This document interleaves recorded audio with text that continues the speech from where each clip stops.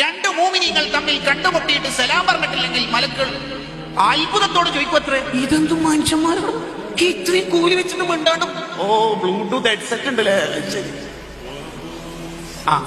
അങ്ങനെ സഹാബത്തിന്റെ ചരിത്രത്തിൽ കാണാം, അവർ സലാം പറയാൻ വേണ്ടി മാത്രം വീട്ടിൽ നിന്ന് ഇറങ്ങും.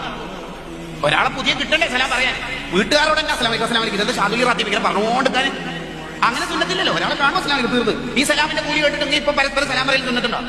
അത് നിങ്ങൾ മീറ്റ് ആൻഡ് സെപ്പറേറ്റ്. കണ്ടുമുട്ടുമ്പോൾ സലാം പറയണം, പിരിയുമ്പോഴും സലാം പറയണം. അടുത്തിരിക്കുന്ന ആളോട് പറഞ്ഞു കൊടുക്കില്ല. അങ്ങനെ സുന്നത്തുണ്ടോ? ഇല്ല. അങ്ങനെ സുന്നത്തുണ്ടോ? ഇല്ല. അപ്പൊ ഒരു പുതിയ ആളെ കിട്ടാൻ വേണ്ടി, സലാം പറയാൻ ഒരാളെ കിട്ടാൻ വേണ്ടി സഹാബത്ത് ടൗണിലേക്ക് മറ്റൊക്കെ പോകത്ര. എന്തിന്? ഒരു പുതിയ ഒരാളെ കിട്ടാൻ വേണ്ടിട്ട്. അത്രയും വലിയ കൂലിയുണ്ട് സലാം പറച്ചിലിന്. അള്ളാഹു തൗഫീഖ് ചെയ്യട്ടെ.